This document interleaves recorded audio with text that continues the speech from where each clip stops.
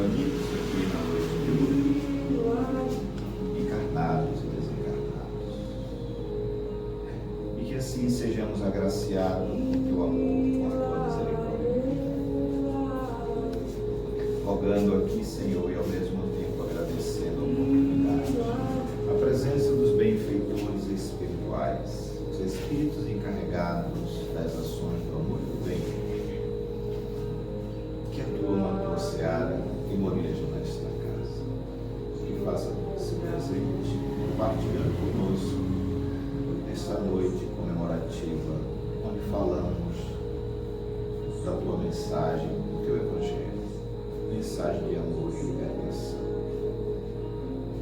Rogamos a assistência dos amigos espirituais, envolvendo o nosso irmão Diego Neves, que estará utilizando a palavra na noite de hoje, para que a sua mensagem encontre receptividade nas mentes e nos corações aqui presentes, nos dois planos da vida. Rogamos a fluidificação da água, para que sirva de medicação para o espírito e todos que dela temos o fluido. E na certeza da sua morada e presença, dos amigos espirituais aqui entre nós, e agradecemos, dizendo que Senhor, seja conosco, hoje, agora e sempre. Essa paz que o Senhor nos envolva.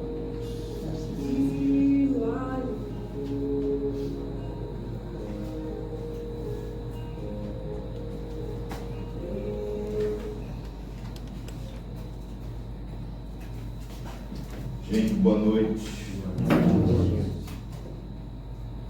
Que a paz esteja com todos nós, sejam todos bem-vindos. O Cristo Paz e Caridade nos acolhe a todos de braços abertos. A nossa atividade doutrinária, lembrando a todos que a doutrinária é às 19 horas, já foi às 20. Então, dia de doutrinária, apressa um pouquinho, né? Às vezes o palestrante que vem de outras paragens, de outras terras, galáxias, chega até primeiro do que nós, né? Nosso irmão Diego chegou, e assim, né? A gente acaba sempre chegando depois. Aquela história de que os últimos serão os primeiros, nem sempre funciona, né? Então, sejam bem-vindos. Nossas atividades continuam, o trabalho de amanhã normal, as nossas doações, nossa caixinha para quem quiser colaborar. O problema está sendo conseguir expositor para as doutrinárias, que está difícil, né? A turma ainda está com medo de desencarnar de Covid. Então está todo mundo escondido. Hoje mesmo eu estive na federação, estando com a turma boa, todo mundo encobrido ainda, né? Não sei qual é o motivo, espírito do medo de morrer. Mas sejam todos bem-vindos. Dia de hoje é dia de alegria, porque nós estamos aqui num tratamento coletivo, numa fonte de aprendizagem coletiva, encontrando companheiros que vêm, né, de outras paragens trazer o seu estudo, a sua fé, a sua boa vontade, para compartilhar conosco e assim fazermos a caminhada. É dessa maneira, não tem outra maneira. E a ação doutrinária, ela é muito importante, não é só passe, doutrinária de vital importância na casa espírita. E hoje nós temos a alegria de receber o nosso irmão Diego Neves, trabalhador da Seara Espírita, com um tema deveras interessante e palpitante. Quando Kardec pergunta aos espíritos superiores, aos guias da humanidade, quanto à questão, a maior enfermidade da chaga da humanidade, eles vão apontar na questão 913, o egoísmo. E a gente não se toca. E às vezes nós somos egoístas 24 horas por dia e achamos que não. Então a visão espírita, ela é bem dilatada, bem profunda nessa questão. Enquanto a gente não combate isso aí, a gente está fazendo de conta que estamos sendo cristãos, não é? Então eu convido aqui, cadê a senhora dirigente? Bora, vem para cá. Sim, senhora? Vamos trabalhar um pouquinho. Vamos ouvir um breve trecho aqui do nosso Evangelho, pela nossa irmã Cleonilde. Diego, você terá 1 hora, né? A partir do momento da sua fala, para desenvolver o seu trabalho, viu? Que Jesus, os bons espíritos, lhe acompanhe, lhe inspire, sinta-se em casa. Quer que eu abra? Não, é melhor eu abrir. Boa noite. Boa noite.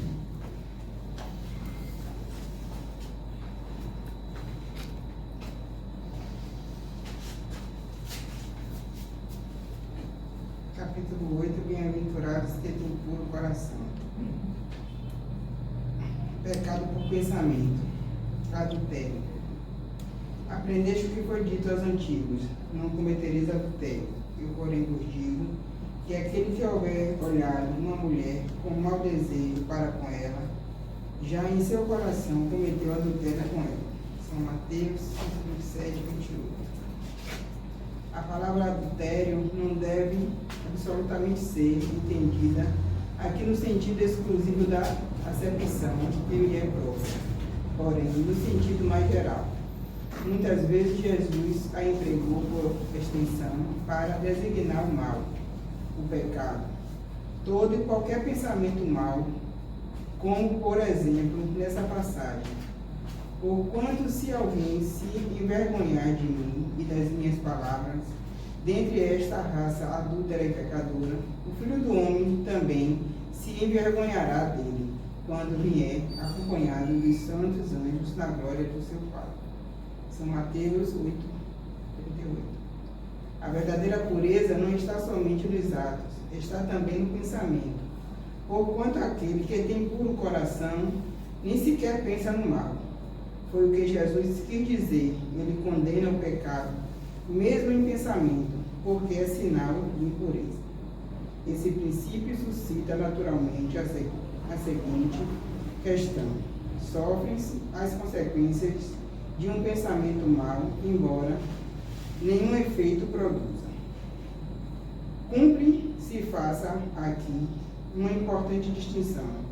À medida que avança na vida espiritual, a alma que enveredou pelo mal caminha, se esclarece e despoja pouco a pouco de suas imperfeições, conforme a maior ou menor boa vontade que demonstre em virtude do seu livre-arbítrio. Todo pensamento mau resulta, pois, da imperfeição da alma, mas de acordo com o desejo que alimenta de depurar-se, mesmo esse mau pensamento lhe torna uma ocasião de adiantar-se, porque ela o repele com energia, indício de esforço por apagar uma mancha. Não cederá se apresentar a oportunidade de satisfazer a um mau desejo. Depois que haja resistido, sente-se mais forte, contente com a sua vitória.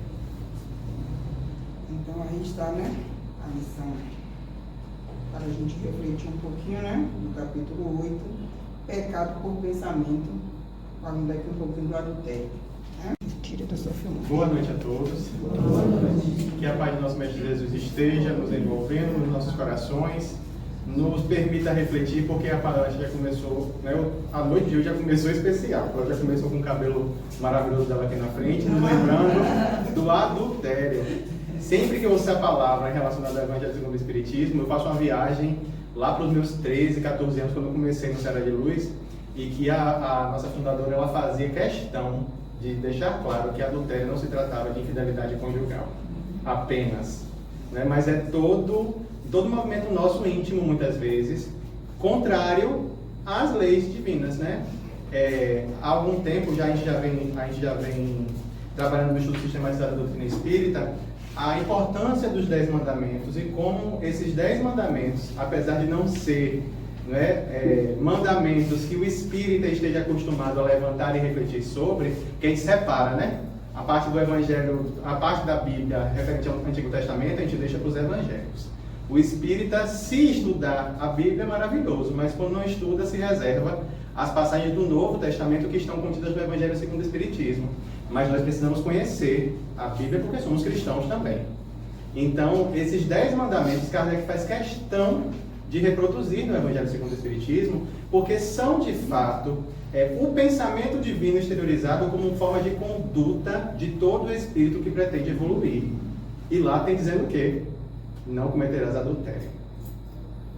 Então, desde Moisés, o reforço dessa ideia, né, de procurar purificar as nossas intenções, os nossos pensamentos, educar as nossas paixões, os nossos instintos, é proposto pelo Pai desde os tempos de Moisés. Jesus amplia o entendimento. Kardec vai trazer neste capítulo aí, né, a questão da pureza das nossas intenções. E aí, salvo engano, se eu estiver errado, viu, Edson, você já me corrige. Aspecto das mãos não lavadas também está nesse capítulo, em que questionam a Jesus como é que ele vai se alimentar e não lava as mãos antes. E aí ele fala, vocês se preocupam com a forma, mas o mal em verdade está dentro, né, dentro de nós. Então, o tempo todo o Mestre também vai nos relembrar a importância de nós purificarmos de dentro para fora. As circunstâncias externas fazem parte de uma conduta social, mas nem sempre refletem a nossa intimidade, né, as nossas intenções. Então, um abraço pode ser, para alguns, né, que estão vendo, um sinônimo de afeto.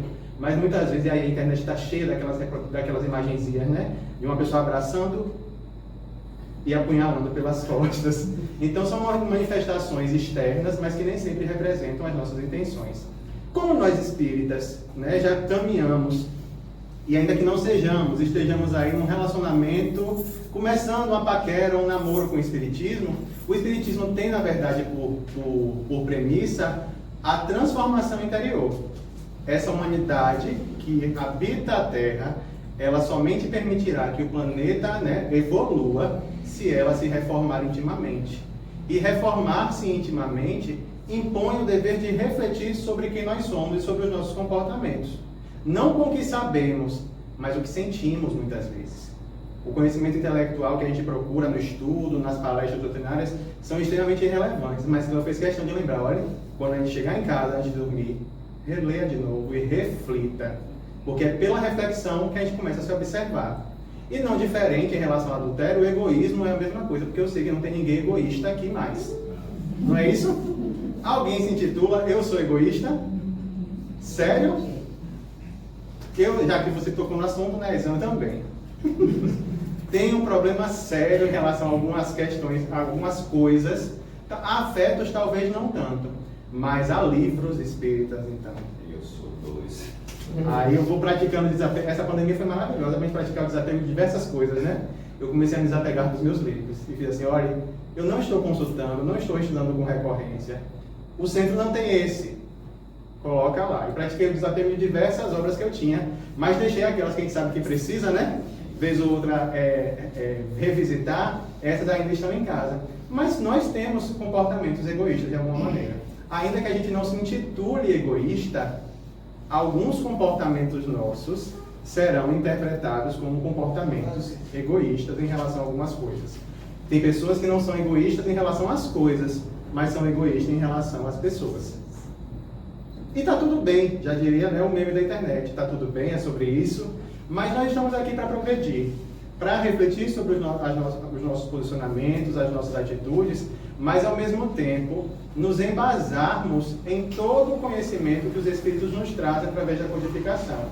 E é forte quando os Espíritos dizem a Kardec que o egoísmo é a chaga da humanidade. Kardec vai trazer no capítulo 11 algumas considerações, e mais adiante o Espírito Emmanuel, que não é o Emmanuel, mentor de Chico, né, vai trazer uma mensagem muito interessante também sobre o egoísmo, informando que ele, em verdade, é o entrave para o progresso da humanidade. Não é um pequeno obstáculo, não é uma cadeira que a gente pode afastar e caminhar, mas algo que entrava, que impede o nosso movimento. Pensem aí, algo que limita você na sua possibilidade de realizar além. É como se eu quisesse ultrapassar essa fileira de cadeiras e não pudesse, porque elas estão presas no chão e não há outro espaço para eu passar. Talvez se eu não tivesse engordado, né, na pandemia, dava para caminhar. Mas veio também a gula, acabou que não dá para ultrapassar esses limites. Então, este egoísmo, apesar de todos os nossos movimentos para melhorarmos, ainda é aquele que nos impede. Mas aí você pode pensar o seguinte: o egoísmo está associado basicamente ao querer algo para mim, ou alguém que eu possa ter sob o meu controle, né, sob a minha vontade. E a nossa proposta hoje é perceber que outros comportamentos também denotam atitudes egoístas. Que o egoísmo, assim como o orgulho, ele se maqueia, ele se disfarça de diversas formas.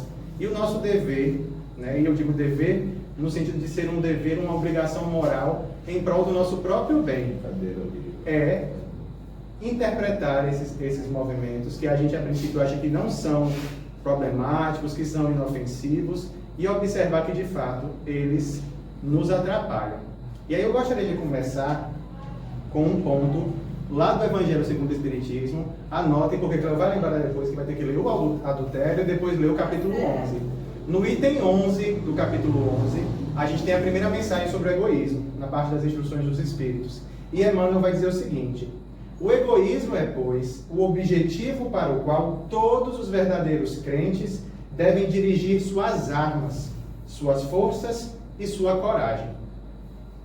Digo coragem, porque é preciso mais coragem para vencer a si mesmo do que para vencer os outros.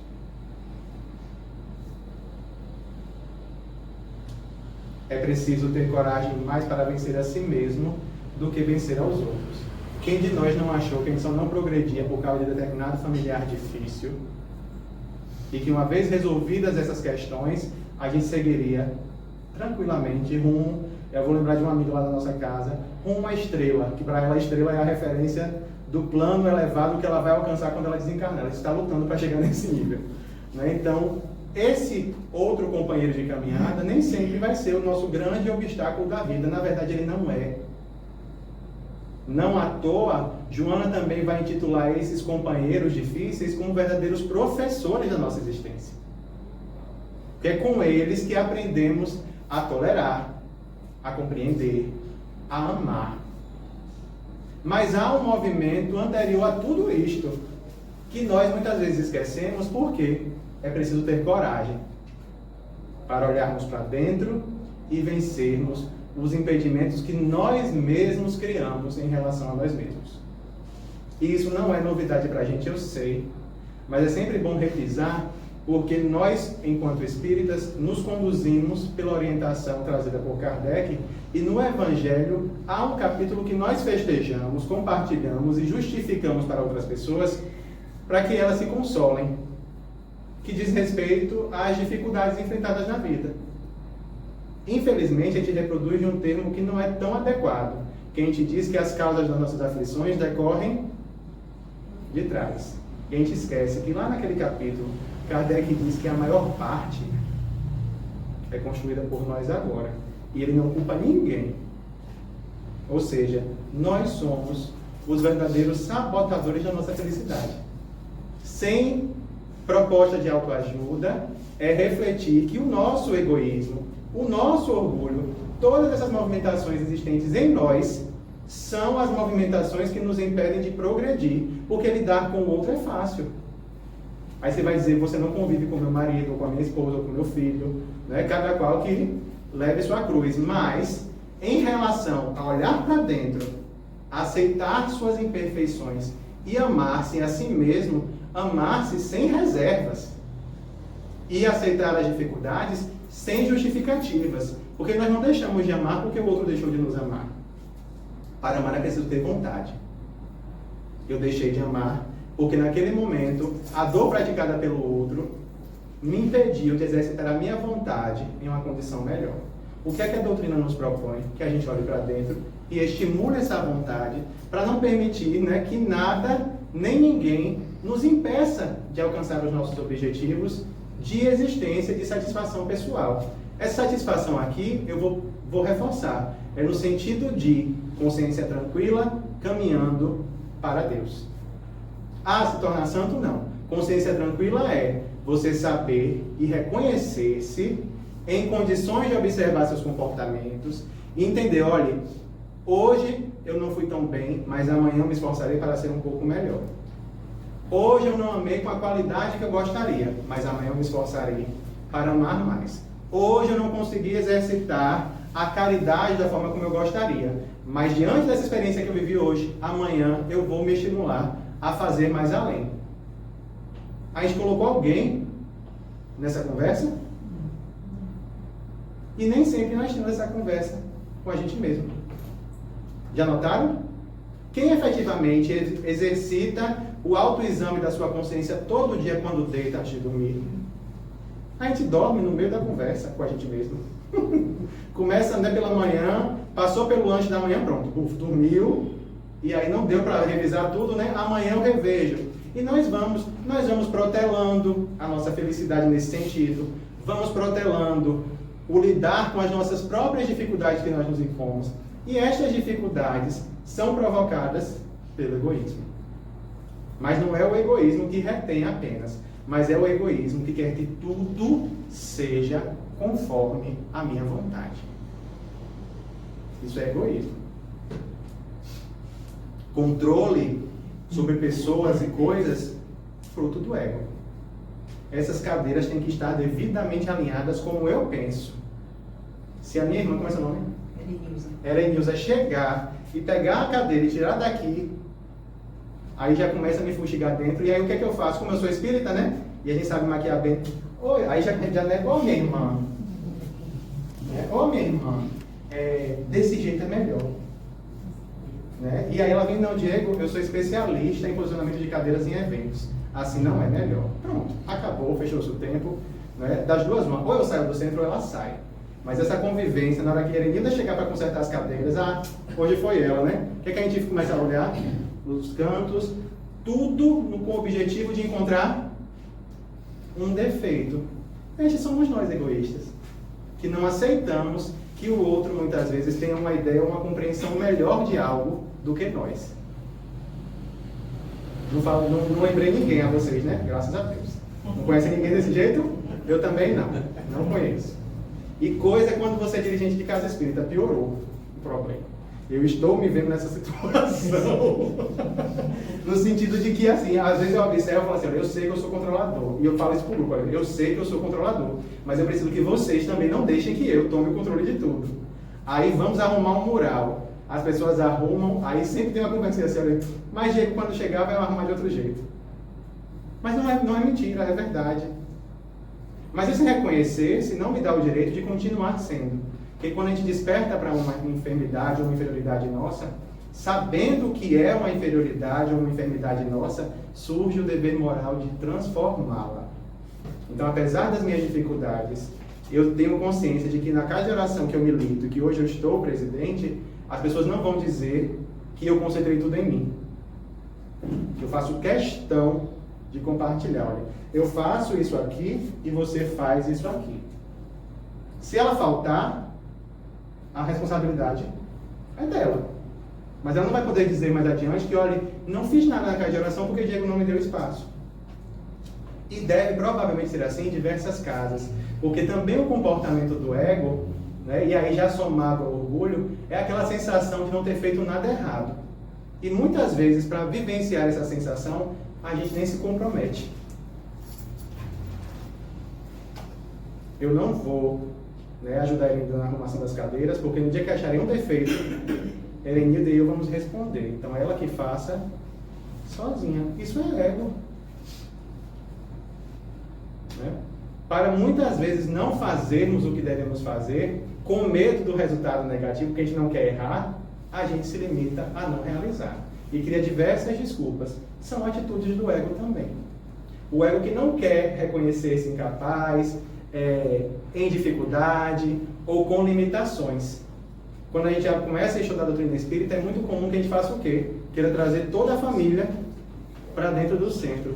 E a gente, muitas vezes, sequer começou a compreender aquelas reflexões. E não muito raro, estamos aqui assistindo a palestra dizendo, olha, essa palestra era para fulano, se fulano estivesse aqui, né, seria maravilhoso que ele ouvisse isso, mas talvez o fulano não esteja desperto. A pergunta é, você que está ouvindo está? Porque se você está presente, assim como muitas vezes na reunião mediúnica, a gente ouve sempre que as mensagens que chegam na reunião mediúnica são destinadas a quem está na reunião mediúnica. Podem até ser dirigidas mais adiante a algum outro trabalhador ou algum assistido, mas quem ouviu, o médium que recebeu, tem a responsabilidade de refletir sobre, porque a mensagem também serve para ele.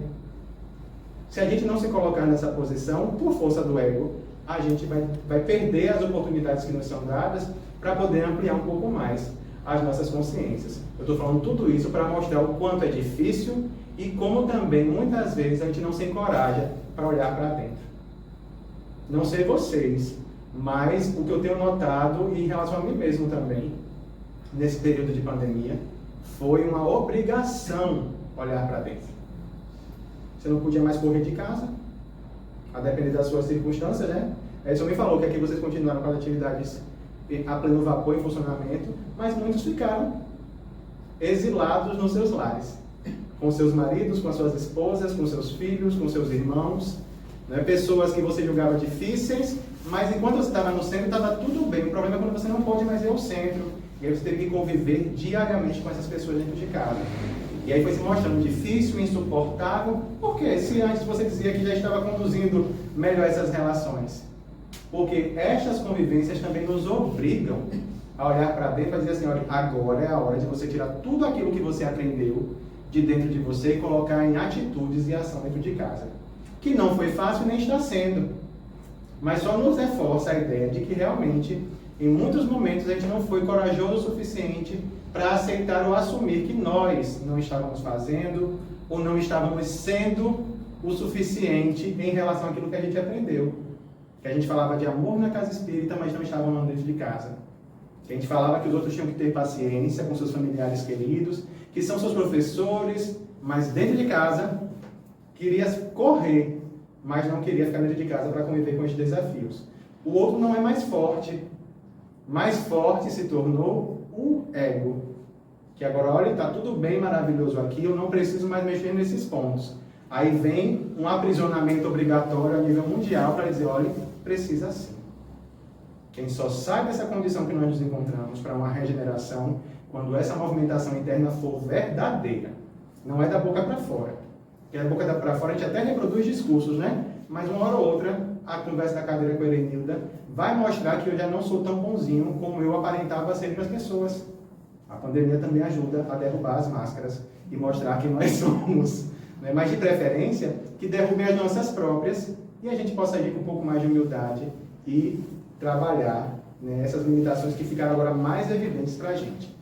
Edson pontuou uma questão que eu achei relevante, porque de fato é o momento que nós estamos vivendo. Talvez aqui não tanto porque vocês continuaram, mas gente, as casas que não continuaram na pandemia, que foram obrigadas a fechar as suas atividades, não estão conseguindo retornar com o tempo. As pessoas estão retornando totalmente fragilizadas. Aqueles trabalhadores viris da casa voltaram todos amedrontados, com receio, com medo, sabe? É uma realidade. E se isso aconteceu na minha casa, e as casas que ainda não abriram? Eu não sei se aqui ainda tem, mas em Salvador está cheio. No nosso bairro, a nossa casa é a menor que existe. Nós somos a única casa que está funcionando. Mas foi fácil voltar a funcionar? Não. Não foi fácil. Mas a gente não insistir no propósito, porque também tem a questão da fé, né? E da confiança, a gente retorna ao processo de doença, de enfermidade que a gente estava emocional, energética, mental, que esse período de pandemia nos ocasionou. Porque a gente não tem prazo de término, mas que a gente precisa colocar realmente em prática aquilo que a gente aprendeu e entender que o centro espírita é tão somente uma reunião de pessoas, mas que o aprendizado que a gente tem aqui nos faz ser centro espírita em qualquer lugar. Como oferecendo aquilo que a gente recebe aqui.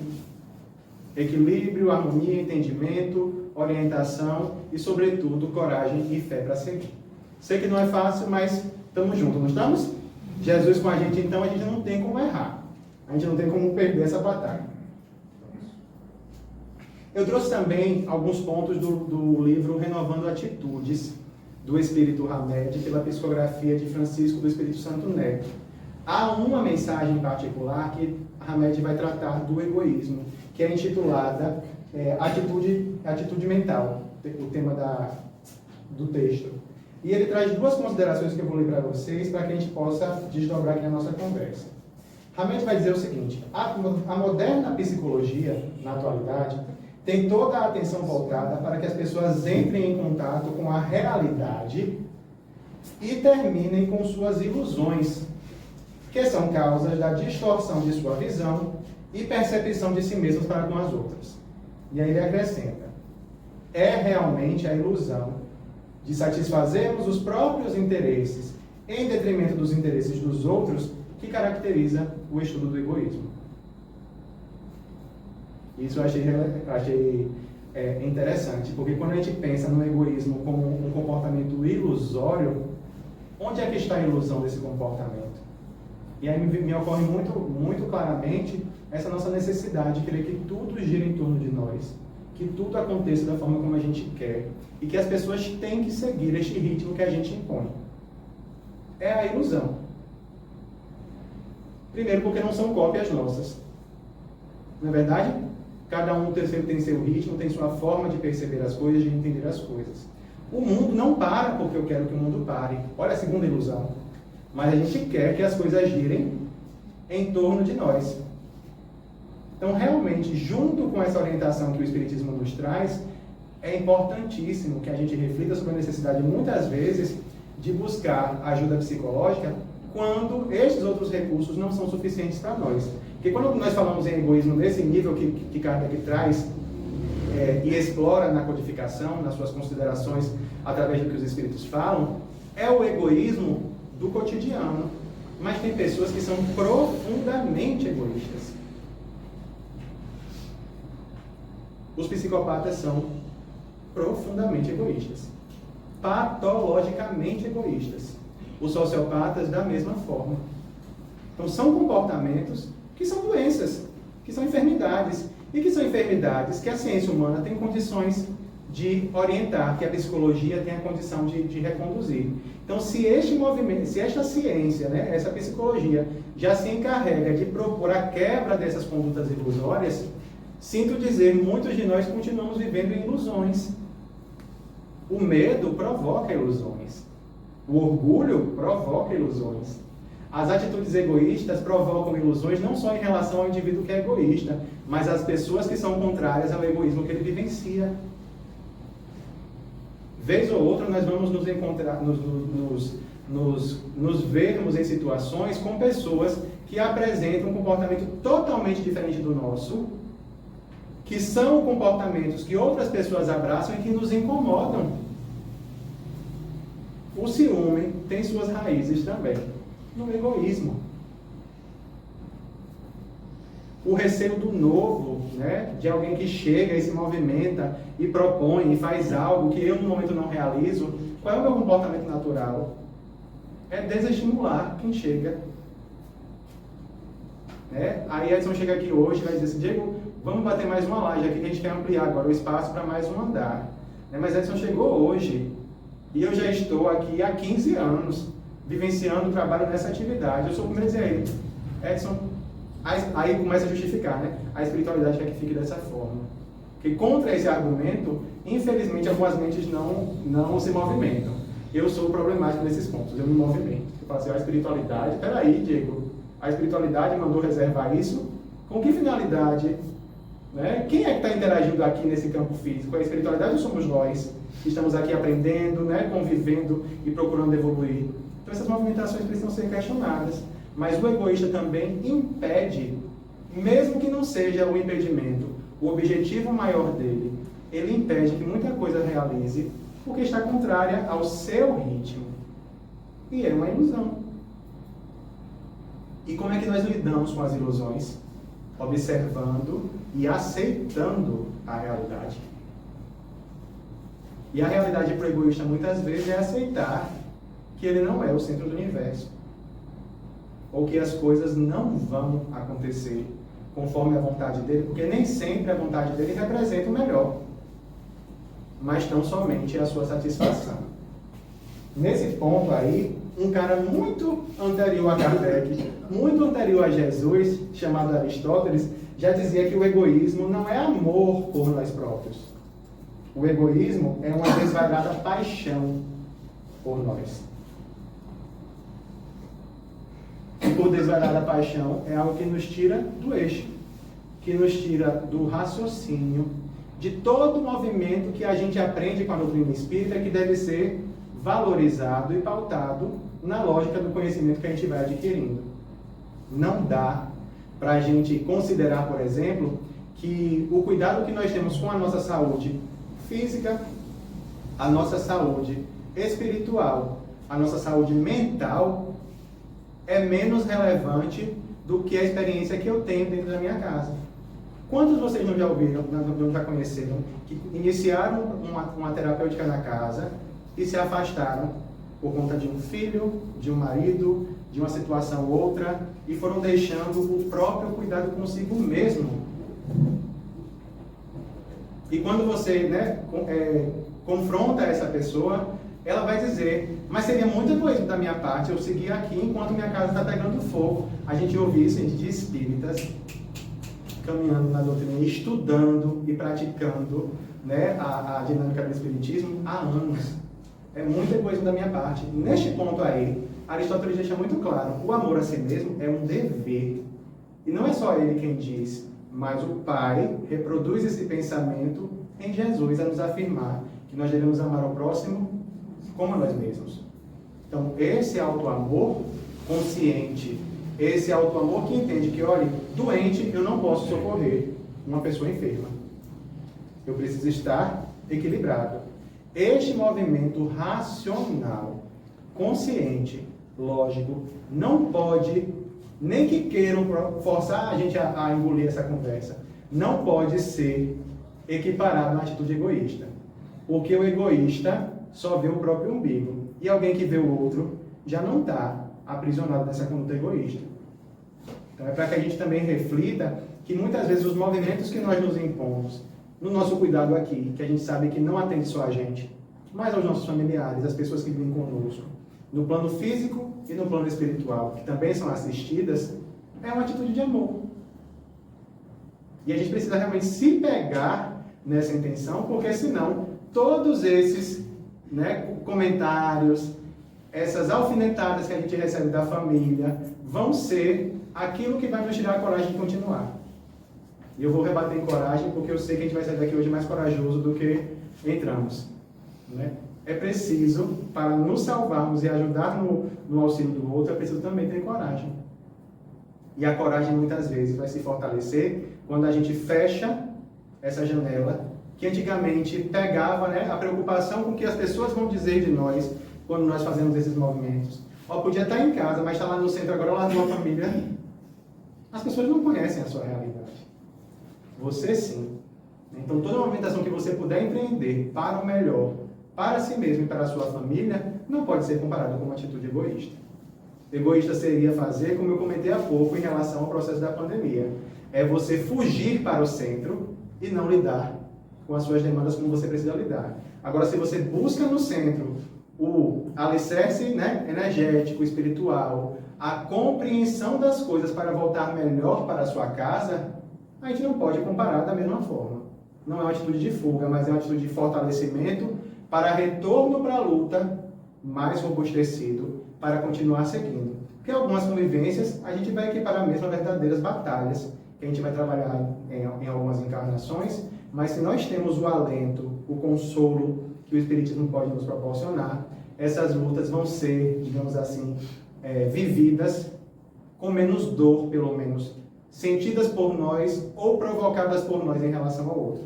Cadê o egoísta? O egoísta está preocupado se vai bater, se vai machucar? Não. Ele quer a satisfação e o conforto de si mesmo. Esse não é o nosso movimento.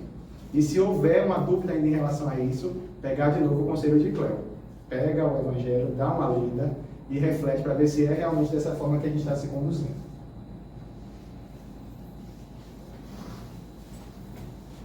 Outro ponto, e aqui eu acho interessante trazer, porque quando nós falamos em transformação moral, é muito comum que a gente entenda que todo comportamento, digamos assim, contrário, como as próprias atitudes egoístas, elas devem ser arrancadas de nós. É uma erva daninha que cresceu e que é o nosso dever agora podar, cortar, tirar da nossa convivência, porque só assim a gente progride.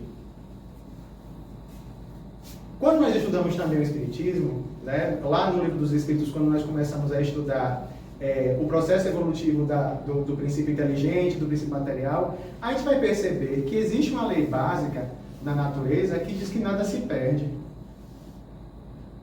A biologia também se encarrega de abraçar essa compreensão. Nada se perde, tudo se transforma. A reflexão que eu quero propor para vocês é a seguinte: dá para destruir o egoísmo? Ou nós podemos transformar este egoísmo? Aí vocês vão dizer assim: ah, Diego, muito bonitinho você está dizendo, mas não é tão fácil. Mas, gente, se a gente trabalhar por educar essa nossa concepção rigorosa de que tudo deve ser arrancado, mas que pode ser modificado, nossa caminhada se torna menos difícil, porque o próprio rigor é também o ego reclamando posição. E o rigor excessivo não nos ajuda.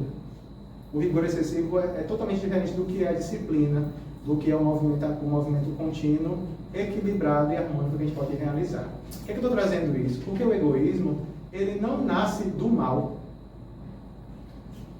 E aí Kardec vai se encarregar de não trazer essa explicação, mas antes Hamed vai dizer o seguinte: as ilusões do tudo para mim, ou do tudo girar em torno de mim, vêm do interesse individualista, resquício da animalidade por onde transitamos, em contato com os reinos menores da natureza em eras anteriores. A caça do mundo animal nada mais é do que o uso dos instintos de preservação e conservação.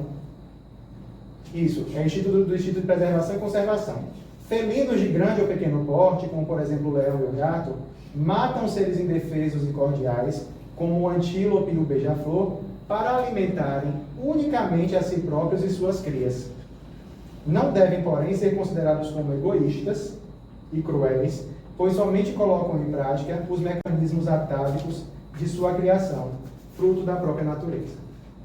Este é um comportamento que a gente reconhece presente na natureza, mas que está mais próximo de nós do que distante.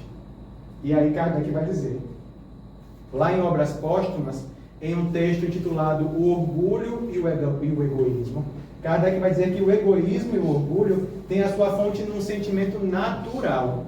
Se é natural, amigos, vem de Deus, não vem do homem. Certo? Vou destrinchar isso. O instinto de conservação. Todos os instintos têm sua razão de ser e sua utilidade, porque Deus nada pode fazer de inútil. Portanto, o egoísmo que a gente quer arrancar de nós, em um dado momento do nosso processo evolutivo, foi essencial para a nossa sobrevivência e para a nossa evolução.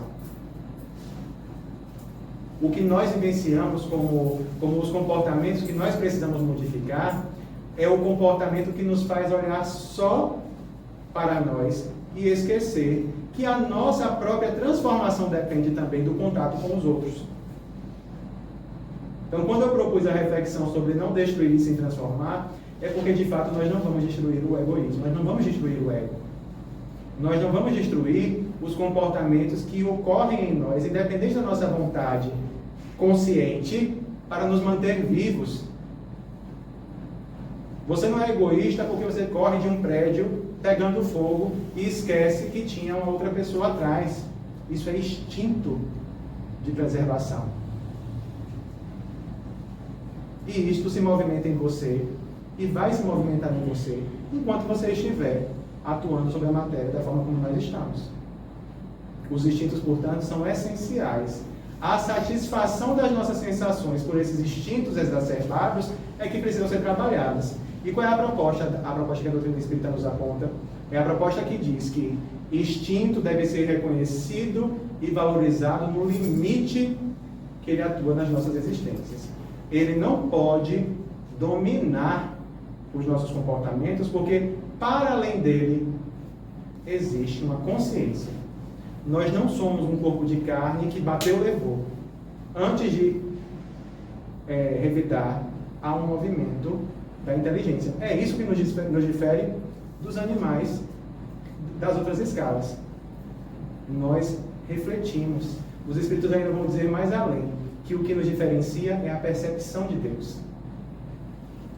É a identificação da sua vida futura, a percepção da natureza e o entendimento do seu papel no mundo em que você vive. Se você não realiza esse movimento, você está resistindo no ego. Mas na medida em que você desperta a sua consciência para isso, você passa a agir em conformidade com o que Deus espera de nós. Se estamos agindo em corpos humanos, interagindo com o outro, exercitando o amor, a paciência, a tolerância, nós estamos cumprindo o objetivo que o Pai reservou para nós, que é interagir com essa matéria e procurar evoluir.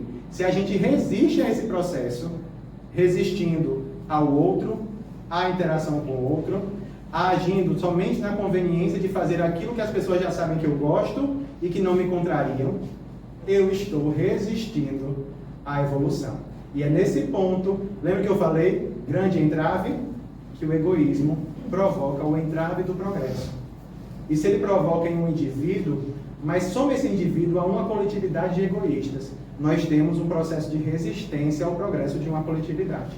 O que Kardec propõe é a nossa reflexão de que, olha, em algum momento, todos nós alcançaremos um estado melhor, mas para alcançarmos precisamos ultrapassar o egoísmo.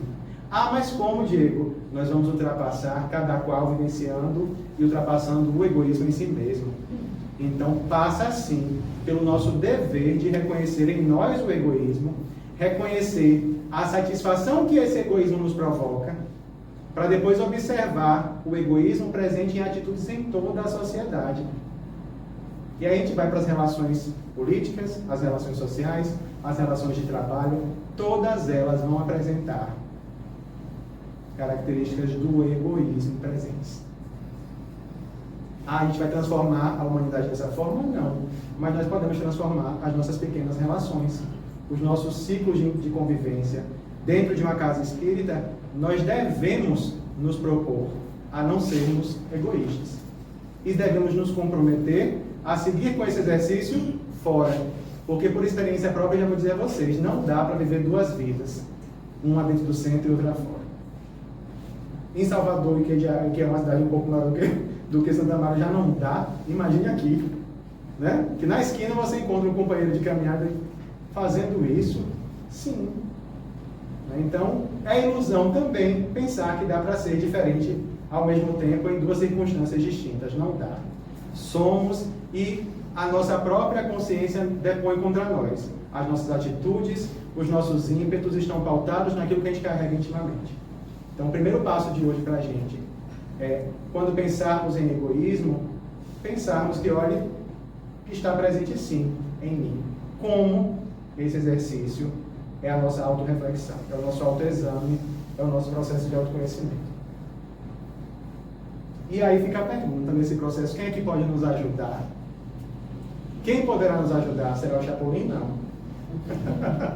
Quem poderá nos auxiliar no combate ao egoísmo e na sua transformação em altruísmo, que é o oposto da atitude egoísta, né?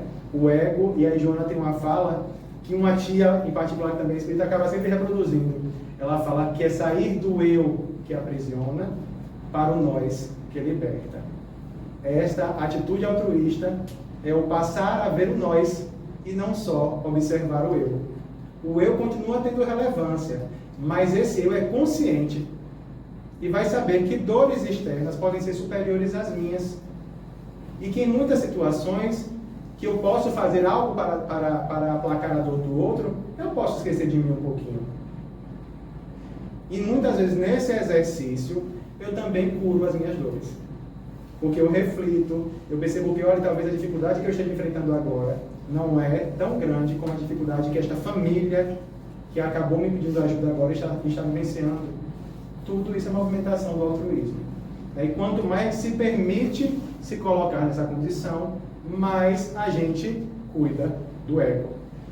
Mais a gente vai limitando essa atitude do ego nas nossas vidas e não, continuando a não nos esquecer de nós mesmos, seguimos fazendo um pouco mais em benefício do outro. Isso não é tão difícil, Porque eu tenho certeza que alguns aqui chegaram não para tratar de si mesmos, mas para buscar auxílio para alguém que não quis vir. Estou mentindo? E Edson não me contou a vida de ninguém aqui. Mas é assim. É uma atitude egoísta? Essa não. Porque a gente poderia deixar o outro, né, se batendo nas suas dificuldades, percebendo muitas vezes um processo obsessivo ou de uma enfermidade espiritual, ele que busque, ou ela que busque. Mas não, o amor nos estimula a buscar quando o outro não tem condições de fazer por si próprio. Então isso já não é o egoísmo, é o altruísmo que a gente nem percebe que já está presente em nós, mas está. A verdade é que diante do conhecimento como da doutrina espírita, poucos são aqueles que não se permitem tocar nessas questões em si mesmos. E aí tem uma amiga também que vai dizer, a mesma da Estrela, ela vai dizer o seguinte: a pessoa que chega no Espiritismo e sai e vai para uma outra religião, não é desmerecendo outra religião, e vivencia uma outra realidade, ela nunca esteve no Espiritismo. Agora, se ela esteve e entendeu alguns conteúdos, mas ainda assim não se associou, é impossível que ela não carregue consigo esses valores que ela aprendeu para onde quer que ela vá. E este é o objetivo do Espiritismo. Kardec não quis criar uma falange de espíritas no planeta Terra isolados em um só conhecimento. Ele sempre deixou muito claro que, olha, qualquer um pode ser espírita. O católico, o evangélico, né? Do lado nas obras póstumas a gente vai ver a questão dos protestantes. Todos podem, porque o conhecimento que o Espiritismo proporciona é benéfico para qualquer um. Por mais que a gente resista a essa interação, a esse ecumenismo, essas verdades também podem ser abraçadas e vividas sem qualquer tipo de conflito por outros. Agora é preciso estar aberto para, é preciso estar disponível. E até essa disponibilidade íntima para abraçar um conhecimento como esse também é manifestação do ego. Mas nós temos, amigos, JC, conhecem? Jesus Cristo? Temos Jesus Cristo. Temos Jesus que nos exemplifica como cuidarmos do egoísmo. Existe uma receita médica do Cristo, que o CREMEB não aprovou, mas a gente aprova. Né? Aliás, o CREMEB é até capaz de aprovar, mas que a gente conhece como bem-aventuranças. Ali é uma receita de como cuidarmos do egoísmo presente em nós, como cuidarmos do orgulho ainda presente em nós, e quais, né, os benefícios, porque ele dá a receita e ainda diz a consequência. Olha, se fizer dessa forma, mais adiante você vai ter o benefício alcançado. E o benefício, por mais que alguns insistam em acreditar que é uma premiação por ser, na verdade o benefício não alcança só a quem foi manso, pacífico, né, humilde, não, alcança a todos. Porque esse indivíduo que vivencia nesta consciência das bem-aventuranças, ele expande as suas possibilidades de amar, de fazer o bem a todos. Como é que esse cara sozinho é beneficiado? Não pode. Porque o bem não se reserva. Né? Joana vai dizer que o amor é uma substância divina que quanto mais se compartilha, mais se cresce. Para nos mostrar que é muito melhor que a gente ame, que é muito mais viável a gente amar e fazer o bem, do que nos mantermos na resistência de sermos bons, para não parecer sermos bobos, idiotas aos olhos dos outros. Mas isso só quem vivencia é quem ainda está preso às opiniões externas. E aí a gente tem o orgulho ainda presente. Mas a partir do momento que você entende que, olha, eu não estou fazendo pelos outros, nesse momento eu estou fazendo por mim, isso não é egoísmo, isso é auto-amor. Sua forma de conduzir a sua própria existência se modifica. Porque na discussão você perde o interesse em ganhar a discussão. Você quer ter paz. Se você puder ainda fazer o bem àquela pessoa, vai na cozinha, faz o suquinho e entrega para ela se acalmar. Isso é o bem se expandindo em nós. E falando assim, né, é simples, os primeiros exercícios são difíceis, mas quando a gente começa a compreender que, olha, é preferível para não entrar em choque com o Edson, servir um café para ele e sentar para conversar sobre outro assunto, a gente só vai ganhar. Que a gente não se engane, viu? Quem está muitas vezes nos desafiando, percebe a transformação que está se processando em nós. Eles só não vão reconhecer para a gente. Mas quando a gente insiste em viver em paz, em tranquilidade, em respeitar as dificuldades do outro, em olhar com mais tolerância e amor, não se engane. O agressor, né, o ofensor, o raivoso sabe que alguma coisa está diferente. Ele pode não compreender o que é, mas ele percebe a diferença. Aí sabe o que acontece mais adiante? Não raro, pelas suas costas, ele começa a falar bem de você. Fulano mudou, vou pegar ele na cadeira. Ela mudou depois que ela começou a ir lá para o Cristo Paz e Caridade. Antes a gente se desentendia em casa, mas hoje, eu não sei o que ela vê lá, nunca fui não, mas hoje ela é outra pessoa. E se brincar ainda faz propaganda. Não, minha esposa, meu marido é espírita, viu? Quando ouve alguém conversar sobre o assunto. E não raro, reproduz aquilo que você diz em casa. Se você diz com verdade, sem o objetivo de parecer superior ao outro, e provoca uma reflexão nele ou nela, vai reproduzir mais adiante. O bem ficou, para quem praticou bem, só. O bem segue. E nesse ponto também há uma afirmação dos Espíritos, que eu gosto muito no livro dos Espíritos, que Kardec questiona sobre o bem que é realizado para aquele que age com ingratidão, que não reconhece. E os Espíritos dizem, meu amigo, o bem não se perde. A resposta é assim.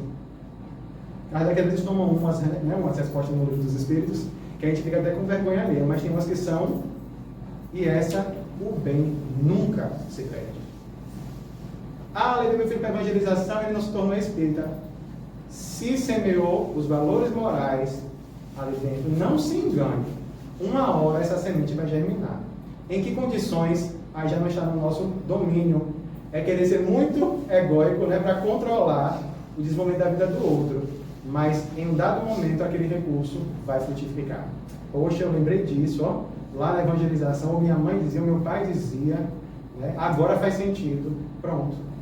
Salvamos uma alma do purgatório, já diriam, né, os católicos. Tiramos uma alma das trevas da ignorância, porque ela refletiu sobre um valor que foi semeado lá atrás, mas que só deu fruto no tempo certo.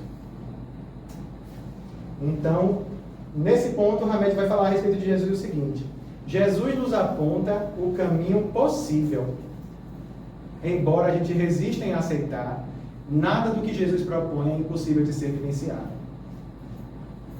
Sabe o que acontece? A gente se foca no sacrifício, na imolação maior do Cristo, para achar que tudo que ele fez é impossível de ser realizado na nossa esfera de convivência. Mas dar a outra face, quando a gente compreende que a outra face não é dar a outra face para ser agredido, mas é dar a outra face da violência, que é o discernimento, é a consciência, é o exame da conduta do outro. Isso é difícil de oferecer? A gente faz isso com os de fora. A gente reflete sobre os criminosos, porque a gente aprendeu no Evangelho segundo o Espiritismo, que devemos ter caridade para com eles também. Mas o pequeno adultério, pegando ali o gancho, o pequeno adultério praticado, eu não estou falando de fidelidade, pelo amor de Deus, gente, para depois ele não me bater. Adultério aqui como equívoco. O pequeno equívoco praticado dentro do lar não pode ser tolerado. Quer dizer, você consegue orar pelo assassino que passou no Cidade Alerta, mas você não consegue praticar amorosidade com o seu companheiro de caminhada, a sua esposa, o seu filho, que teve um ato de rebeldia ou de revolta. Tem alguma coisa errada aí. Ou você não está orando por de fora, ou você está esquecendo dos seus compromissos com os próximos mais próximos. Tudo isso está dentro do nosso campo de ação. Não tem nada difícil. As bem-aventuranças do Mestre nada mais são do que vias para se conseguir atingir a iluminação. Ou seja, elevar-se através da mansuetude. Bem-aventurados os mansos. Não sou também, confesso. Mas a gente tem que trabalhar a mansuetude na fala, no pensamento, nas atitudes, né? Humildade e simplicidade. Porque ele bem-aventura o simples também. E quantas das nossas dificuldades não são construídas porque a gente torna complicado pelo nosso ego, pela nossa vontade, aquilo que pode ser resolvido de maneira simples. A gente resiste em reconhecer o nosso equívoco para não dar ousadia, já diria o bom baianês, né? Não dar ousadia ao que o outro vai dizer a meu respeito. Então são atitudes que a gente precisa observar. Se a gente não consegue exercitar, é porque ainda estamos preenchidos pelo ego e pelo orgulho. humildade e simplicidade, abandonando todo o sentimento de personalismo. E no que toca às atividades, por exemplo, na casa espírita, atividades de cuidado, de assistência que a gente presta aqui, personalismo nunca ajudou o trabalho. Ao contrário, só prejudica. Prejudica o médium, que é personalista, prejudica o dirigente, que pode ser personalista, prejudica o trabalhador, que acredita que o trabalho deve ser da forma como ele pensa e não da forma como é proposta, né? O que resiste a toda e qualquer mudança que é provocada. Atitudes personalistas não auxiliam em lugar nenhum, que dirá na obra com Jesus. Então são reflexões que nós podemos sim realizar e são atitudes que nós podemos sim tomar, porque não estão distantes de nós. Já diria uma amiga nossa também, que quem assistiu 2 doutrinárias já não pode dizer mais que não sabe determinadas coisas. E quando a doutrinária se resume à mensagem do Evangelho, fica mais claro isso. São conhecimentos que estão próximos de nós, que nós podemos levar para casa, como o Cléo colocou, e refletir no momento que for mais oportuno. No nosso Evangelho no lar, no momento que a gente acorda, não importa, mas contanto que a gente exercite ler, tornar a ler novamente, tentar entender o que Kardec, o que o Cristo colocou naquela passagem do Evangelho, o que os Espíritos estão nos dizendo, são um exercício que estão ao nosso alcance. Mas que ao mesmo tempo ninguém pode fazer por nós. Pode nos ajudar, mas não tomar para si, né, a responsabilidade desse fazer. Para nós, os espíritas, nós temos um outro trechinho do Evangelho segundo o Espiritismo, também desse Espírito Emmanuel. Cabem-vos a vós, novos apóstolos da fé, que os espíritos superiores esclarecem, o encargo e o dever de extirpar esse mal, a fim de dar ao cristianismo toda a sua força e desobstruir o caminho dos pedrouços que lhe embaraçam a marcha. Expulsai da terra o egoísmo para que ela possa subir na escala dos mundos, porquanto já é tempo de a humanidade envergar sua veste viril, para o que cumpre que, primeiramente, o expilais dos vossos corações. Não somos mais responsáveis do que os outros encarnados, não. Mas o conhecimento que nós temos impõe para nós a responsabilidade de fazermos um pouco além do que estamos fazendo. Não vou dizer fazer mais do que os outros, não. Mas no limite das nossas possibilidades, nós podemos dar um salto adiante, pautados nesse conhecimento que nós temos e nessas orientações que os Espíritos trazem.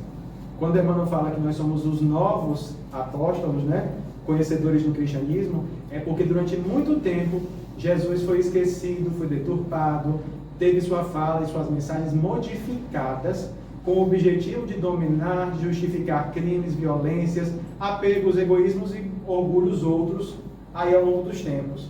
O Espiritismo não vem só nos consolar os corações, mas tem também a proposta de relembrar aquilo que Jesus nos trouxe, na simplicidade que Jesus nos trouxe, para nos mostrar que sempre sim há possibilidade para nós fazermos um pouco mais e nos aproximarmos de Jesus. Eu sei que durante muito tempo a gente ficou afastado dele, porque nos disseram que era o pai e não o irmão, né? Mas o Espiritismo nos relembra que, olha, ele é um irmão de caminhada que já caminhou um pouco mais além, um pouco só, né? Um pouco mais além, mas que está à espera de todos nós. E é melhor à nossa disposição, que ele compreende toda a dificuldade e todo o trabalho que é transformar a si mesmo. Então, na dúvida, a gente se pega em Jesus para continuarmos nesse trabalho de lapidação mesmo desses diamantes que somos nós, modificando essas atitudes egoístas, pensando mais no próximo, mas sobretudo também pensando melhor, com mais qualidade e com mais responsabilidade em relação a nós mesmos. Se a gente não sair dessa encarnação se amando um pouco mais, gente, nossa caridade vai ser capenga, nossa paciência vai ser capenga, tudo que a gente fizer em benefício do outro, vai faltar o contributo daquele que ama a si mesmo. Jesus só é Jesus porque aprendeu a amar-se. E ele continua sendo o Cristo porque ele nos ensina diariamente a nos amar. Espero ter colaborado com as reflexões de vocês, agradecer os ouvidos, as paciências de vocês também, né? E deixar agora que vocês também se coloquem, se vocês quiserem. Se não, já sabem, né? Na próxima encarnação a gente volta tudo mudo no mundo de provas e expiações para poder